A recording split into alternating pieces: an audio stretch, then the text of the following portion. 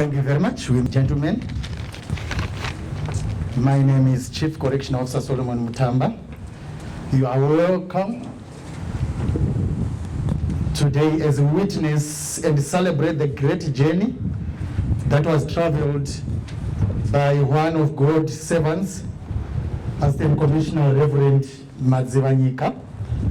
As we celebrate today, ladies and gentlemen, allow me at this point in time to invite Assistant Commissioner Dois from the Zimbabwe Republic Police, the Chaplain General, to give us an opening prayer. A round of applause, ladies and gentlemen. Director of Ceremonies, the Commissioner General of the Zimbabwe Prison and Correctional Services, Commissioner General Chobu, being represented by DCG Operations, DCG Mani, the Chaplain Generals in the Uniformed Forces, the Chaplain General Assistant Commissioner Reverend Madzivanyika, and I, all protocols observed. Let me pray. Precious Father, in the mighty name of Jesus Christ, we want to thank you, Father, this wonderful morning, even as we are gathered here to bid farewell to our brother, Reverend Madzivanyika, a man who fought a good fight, a man who ran a good race. We want to thank you, Father, even as the program unfolds. We ask you, Holy Spirit, to shepherd our program and to bless it. In Jesus' name, Father, we pray. Amen. Thank you very much, Chaplain General. A round of applause to Chaplain General for the good words and prayer. Guests of honor, ma'am, allow me once again to appreciate the presence of everybody who is here today. But let me start by making some introductions. It is imperative for us to know each other as we celebrate today. Allow me to introduce to you the most important men we have today, the one who made us gather here today, Assistant Commissioner Reverend Madzivanyika and amai. Taikumbira kuti musumuke baba na amai. Vanhu vakugamuchirei, ngativarwere maoko. Thank you very much, sir.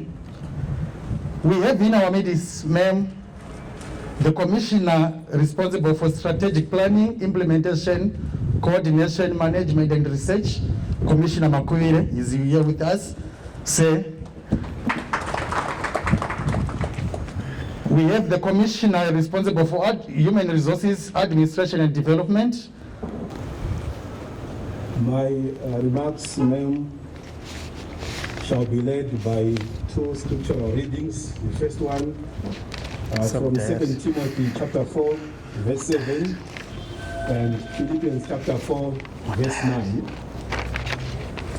Blessed morning, invited guests, the Commissioner General MCN Chihovu, represented here today by Deputy Commissioner General Operations, Security Services, senior officers, invited guests from prison ministries and the corporate world,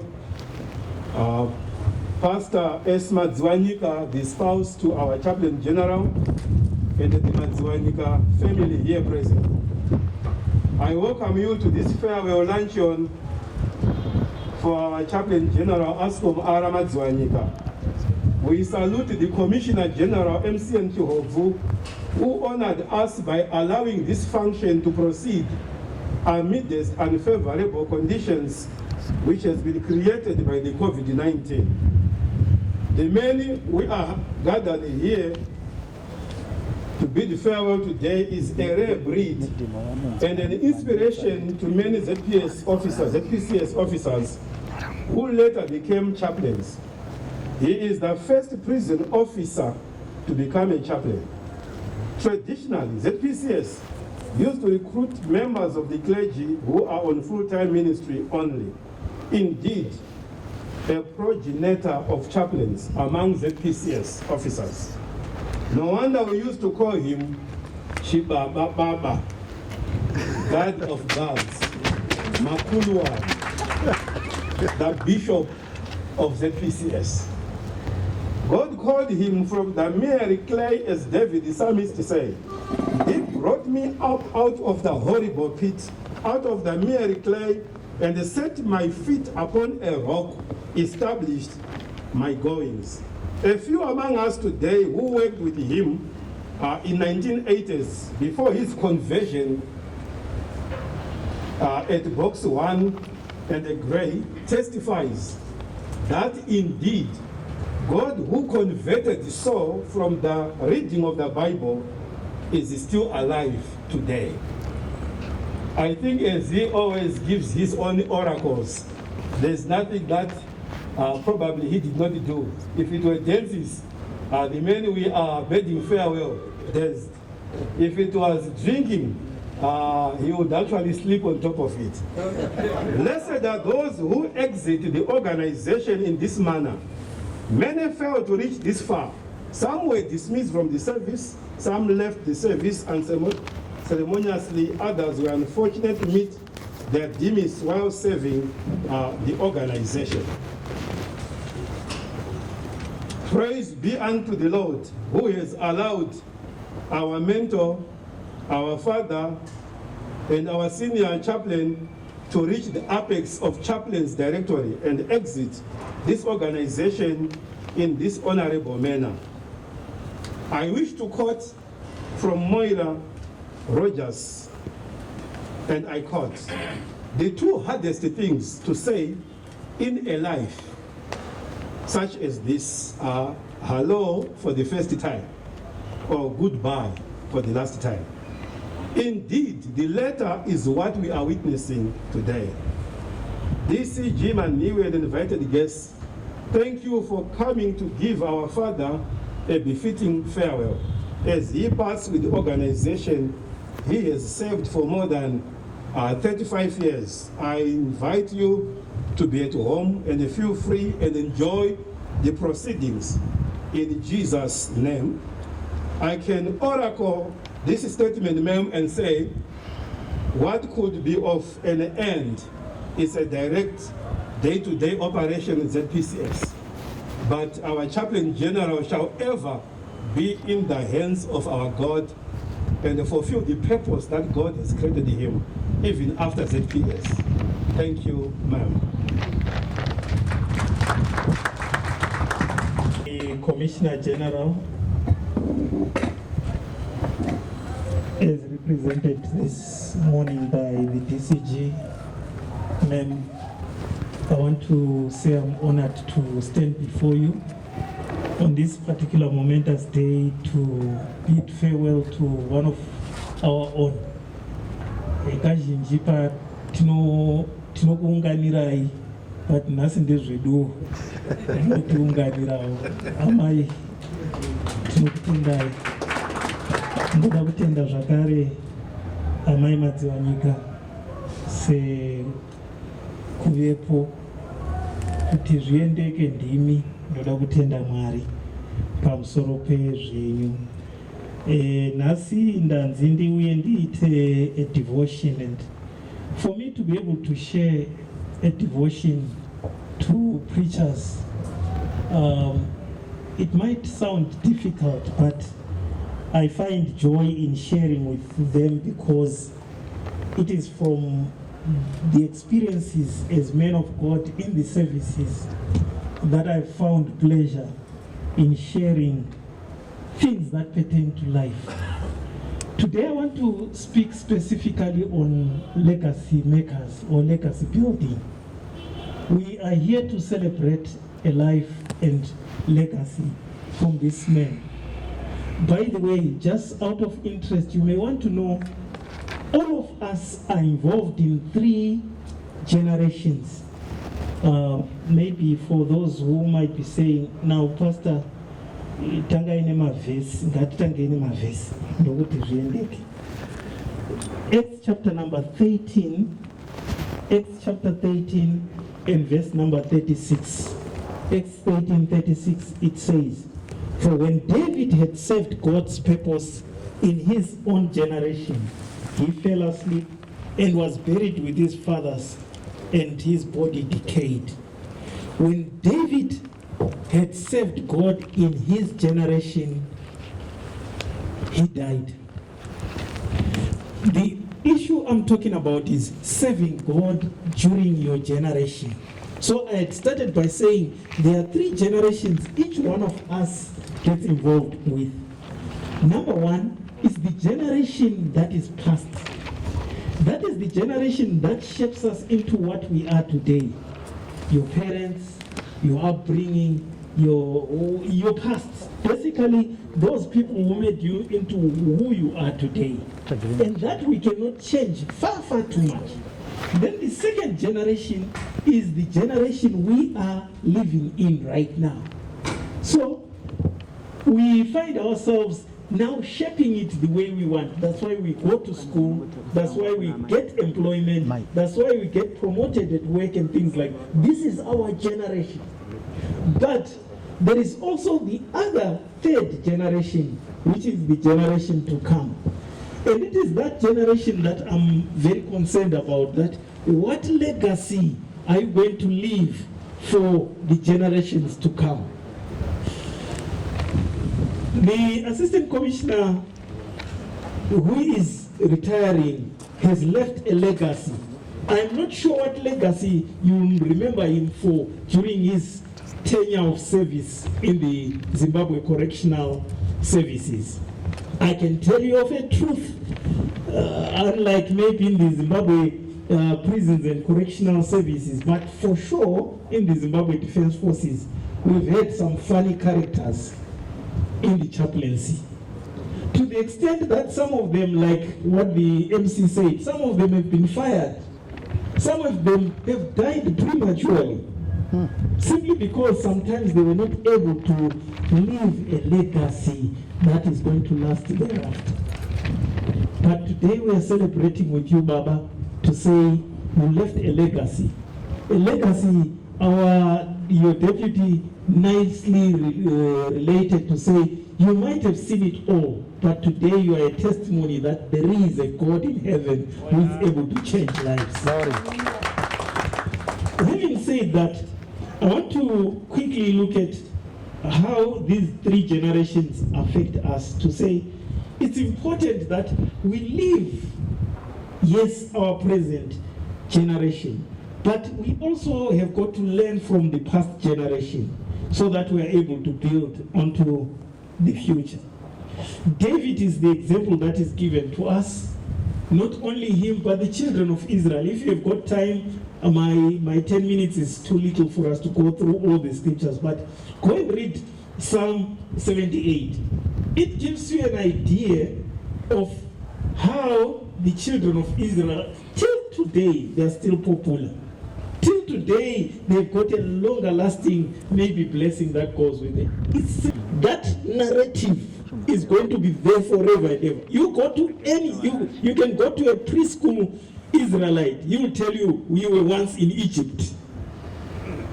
What is the legacy that you are going to leave? What is the narrative that we are going to carry on saying after this wonderful man has left?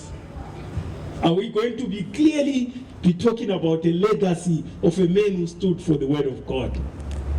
One of the characteristics of what God has given to my heart is, let us be legacy makers. Make legacy.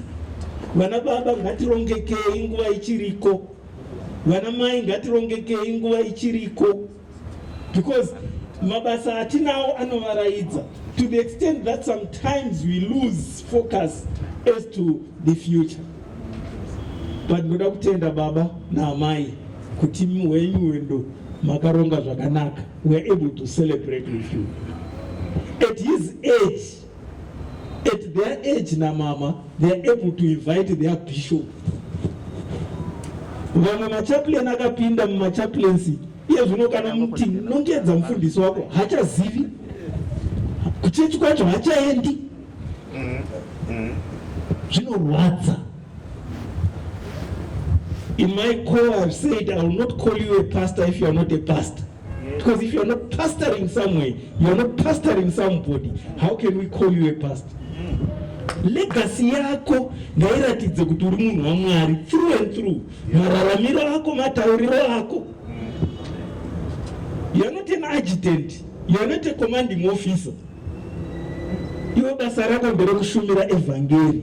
This is the legacy that this man has set for us.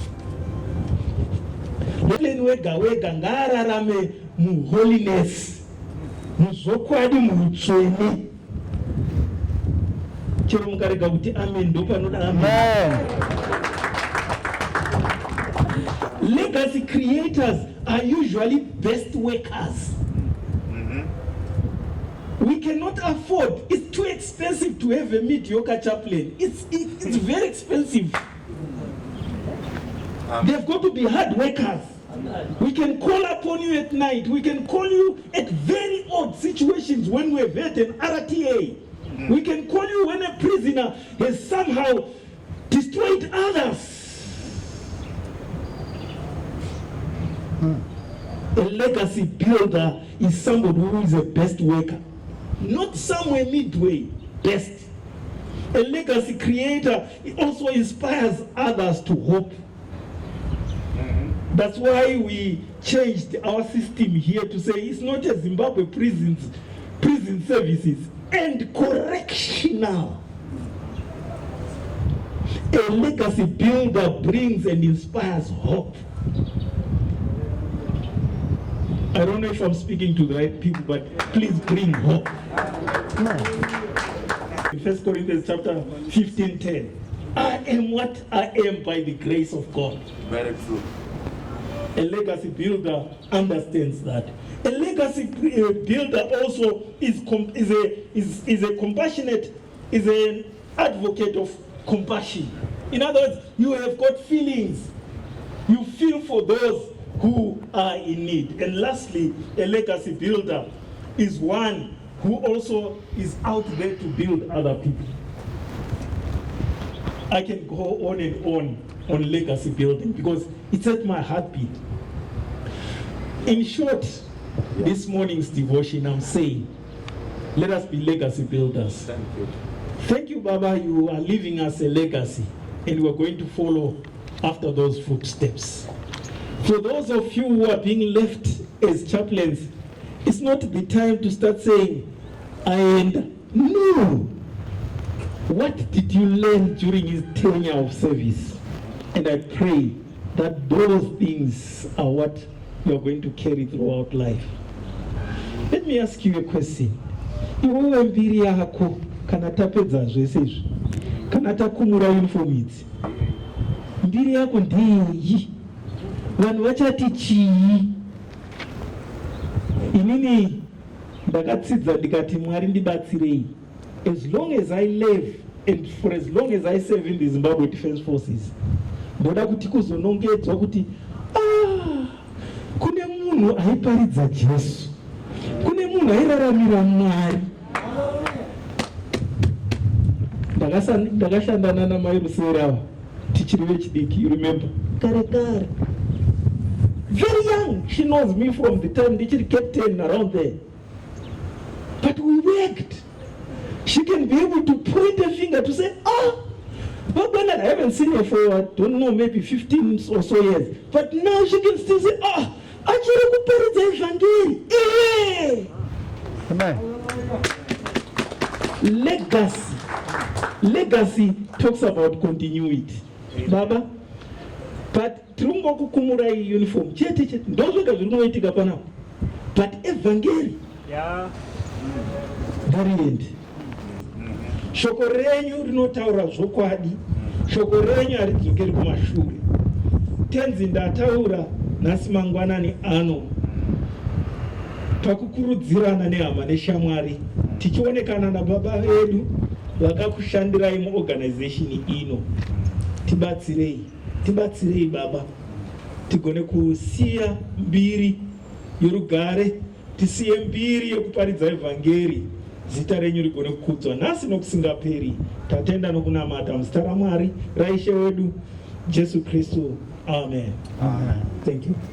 Morning, man. Ndakaiti titende Mwari chiti pamusoro imemu nenguva iyoyi amandipa kutaura kuchanetsa because baba vedu takashanda navo zvakanaka. Ndakamirira maprovinsi ese, tanga tina baba vanga vachitirayira, vanga vasinganzvenge, vaiti kana iri spade vanongoti spade, vanga vachitibika zvakanyanya. Especially isi tiri kumaprovinsi tiri kutungamirira ikoko. Chibaba baba bishop vaiti kana vakutaura waisara uchizvibvunza kuti ndichazvikwanisa here. Saka toda kutenda nguva yatakava navo zvakanyanya tichishanda navo. Takakwanisawo kukomanda kumaprovinsi pamusaka pedzidziso yavo yavaitipa. Ndikati inini pachangu personally baba tinenge takaita mukoma nemunin'ina tichiteedzana naamai vangu vanova ndivo vakaumba baba zvakanyanya, kuti baba vaite basa ravo vakasimba, amai vakanga vakasimba neminamato, amai vakanga vachivarongedzera zvakawanda kunyange vachiuya kwatiri. Saka ndoda kutenda zvikuru vana amai machaplain generals ari pano, nokutendai ndokuti makakwanisa kuva nababa vedu mukavavaka zvakanyanya, havana kubuda kunze, ndokuti imimi makanga muinavo muchivadzidzisawo, ivo vachikudzidzisa vaingorodzana, isimbi dzairodzana. Saka ndoda kutenda zvikuru even nemanagement yedu. Mem, toda kutendai zvikuru ndokuti chaplains pachayo munotiremekedza zvakanyanya, munotida zvakanyanya. Isi tinokunamatirai, asi ini munonyanya kutinamatira management yedu. Ndoda kutendai zvikuru. Ndakamira maprovinsi ese, vamwe vari pano vamwe vasina kukwanisa kuuya. Noti baba hanzi nachaplain general Mwanani mangobviswa uniform chete, asi chiri mamuri hachina kubviswa. Mucharamba muinesu, isu ticharamba tiinemi. Kunyange baba vamuchatisiyira, nesu tinenge tine pokuvanongedzerawo. Regai nditaurika izvi kuti baba kamaiona zvaitwa izvo nezvozvo nezvozvo tovaratidza, nekuti toti makuluwani aiti zvakati chibaba bishop, ende maiparidza akamoparidza maisvetuka kuita sechimwana chidiki, unoti makuluwani okay. Saka isu tingatochembereka vasina kuchembera, ima hamuna kutochembera, mautunenya kuita mwana mudiki, especially naamai vedu vachikukwenenzverai. Mwari akukomborere, akuitire zvakanaka, tinotenda. Thank you, man. Thank you very much, Superintendent Chuma. Mazvita baba, tinoda kutenda zvikuru, toda kutenda zvakare Mr. Muka nemashoko, toda kutenda Mr. Masunda. Tinokufarirai zvakanyanya. Amen.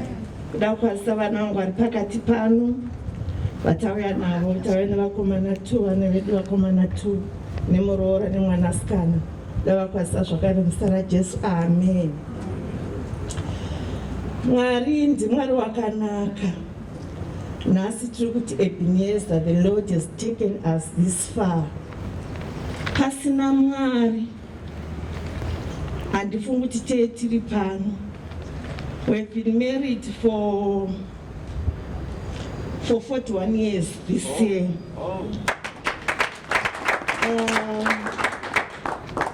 Takaroorana tiri vana vadiki. I was 19 and he was 23 years. Saka vabereki vedu, they see the grace of the Lord. Vachitiona tichiri tese pamwe chete nezvataisangana nazvo. Muza mukukura takati tichiroorana. Pa 27 years baba vakatanga kuita jaya. Asi Mwari wakanaka. Mwari akatirwira akatichengetedza. Mwari akatichengetedza kusvika tasangana naMwari wavaguti. Akatidzidzisa kunamata. Tikada Mwari, tikarera vana vedu muna Mwari. Vana vedu vese hapana nomwadoro, hapana mwana anotitemesa nemusoro nekuda kwenyasha dzaMwari wavaguti. Praise the Lord. Saka ini ndichiona Mwari nekuda kwachaplain wenyavo. Vamwe vehamwazivi ndovaziva. He is a man of God. Kana ndakamboona munhu anonamata. Baba vanonamata. Baba vanogona kupedza mwedzi wose vasingadyi, vachingodya manheru chete. Kuti vamana asingatimbodyai, ndakati handazvikwanisi, hongu tinotsanya, asi zvandingazvikwanisi. This man can fast, this man can pray. Vanogona kurova vhiki yose vachirova maprayer band, vari vega vachinamata. And izvo zvavakonzera kuti vane mweya wakanaka. Kana ndakamboona munhu ane mweya wakanaka, baba vane mweya wakanaka. Amen. Glory. Vaigona kuuya kana kuti muza munosheka nomukadzi nemurume zvokubasa. Ndoti kana muchiitirwa zvakadaro, imurimi mukuru, muza madzimai zvatinoita. Murimi mukuru, what does this mean? Ndiye madai, unzi mairisi. Indiri mufundisi, iwe mufundisi. Takaenda tese Bible school. Mufundisi anofanira kurarama upenyu hwakadai. Ndine baba vacho, ndotovarera. Dzimwe kuti imunopoa, musandiudze nyaya dzenyu. Nokuti hamuteere zvandotaura. Saka ndakaona kuti munhu ane mweya wakanaka, ane mweya woubaba. Baba basa ronga achirida. Tine mwana wedu ari kuSouth Africa musikana. Afona makuseni. Zvikanzi mama, baba chararama sei kana vakuenda full time kuchifundisa uko. Hakusi active maningi sezvazvichiitika kunoko. Zvikanzi mama ka mototarisa baba nokuti togona kufirwa nababa. Nokuti baba basa rangu achirida, azanenge achapfeka uniform vakamuka vachienda kumaofisi kunotenderera. Mumwe yezvino tine chisikana chedu chiri kuAbu Dhabi, chiri kuchikoro kuAbu Dhabi, chilast born chedu. Chachiti chandisindira message apo. Zvikanzi baba vari kufara here mama? Nokuti basa ravo variita. Vaita zvezvo zvokuti dzimwe dzenguva upesera utoshaya nguva yekutaura navo nenyaya yebasa, chironga basa, nyange vari ofu. Unzi handiti ofu, ndiri munhu mukuru ini. Havo vauya kuofisi. Nai baba togara rini nemi? Mwari wakanaka vedu we. Ndikutoona mwana kuti shamwari dzavo dzese dzavaitamba navo. Takagara kamajeri akawanda, takagara kuGweru prison, tikagara kuBulawayo prison, tikagara kuMasvingo. Takauya pano paHara Central 2003. Our last born was 3 years and she is now 21 years. Baba vakava. Mwari wakanaka. Isitoti Mwari aramba achikuitirai zvakanaka. Isusu tiri kufara kumhuri kwedu kuti Mwari vachichengetera baba vedu kusvika nhasi. Tiinavo vari vapenyu. Hallelujah. Amen. Ndiremekedze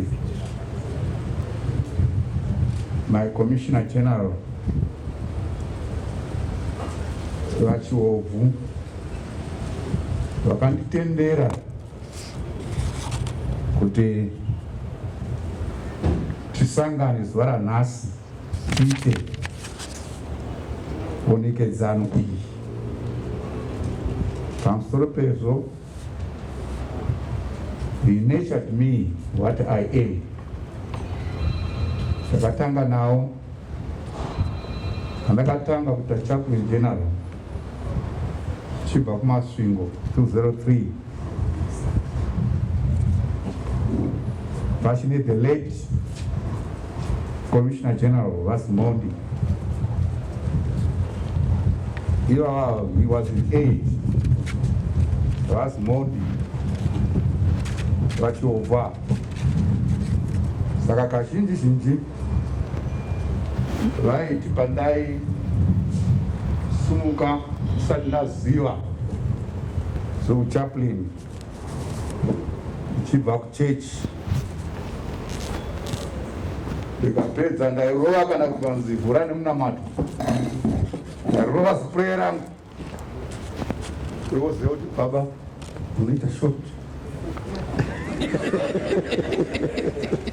unodai moita shot baba, moita shot, vachindidzidzisa. Saka ndiri kunzwa kufara kuti nhasi ndova Commissioner General, vanditendera pandakupedza. Kuda zvekuremekedza Deputy Commissioner General Operations vavatuma kuti vavamiririre. Mai ava imai, she's a mother. Ndakazivana navo zvakanyanyisisa. Vari officer in charge pakaroi. She's a giver. Iva vari pana vanoremekedza vanhu vaMwari zvakanyanya. Right, ndikasvika pakaroi ndikaparidza kuvasunga ndikapedza kuti baba svikai kumba. She's a farmer, shovana vakadai vanorima, aine huku. Hapana pandaiti ndikaenda ndobva ndisina huku yavo. Mboroverai maoko. Ndafara mimi kuti muri pano nhasi vachindirayira tine zvokudzidza kubva pavari. Ndinofara zvikuru kuti nhasi ndakutwa nemachaplain generals from security services vari pana.